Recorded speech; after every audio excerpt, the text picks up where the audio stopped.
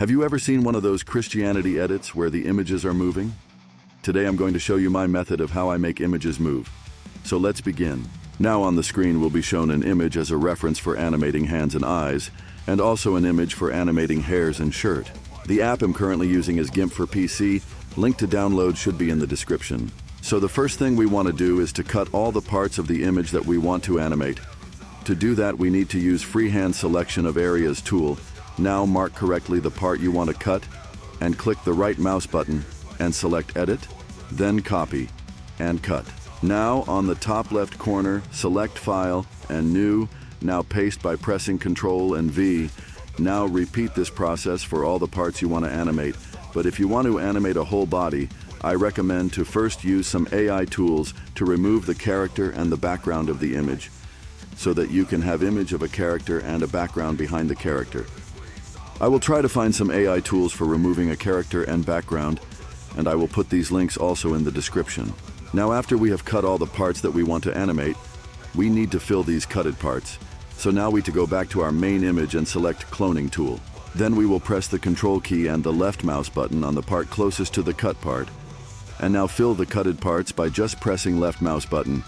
Remember to reposition your cloning point depending on which part you want to fill. Now we need to get rid of background from our cutted parts. To do that, we need to add alpha channel to our images and then use a wand tool on our background.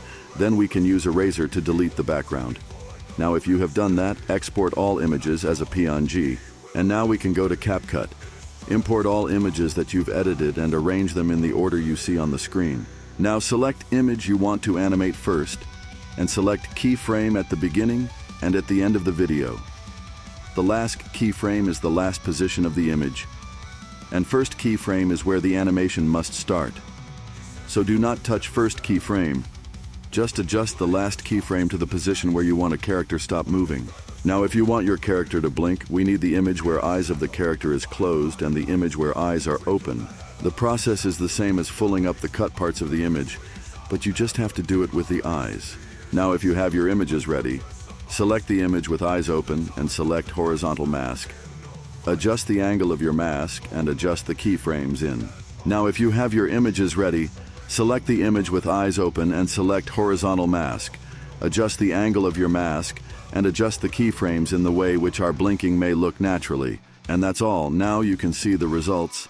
If you still don't know how to do it, I upload free to take short animations for edits, so don't worry. You can download them and use them in your edits, videos, etc. Also soon I will upload some animation packs where you will have all the assets to animate, which can save you some time. Now I can thank you for watching and see you next time. God bless.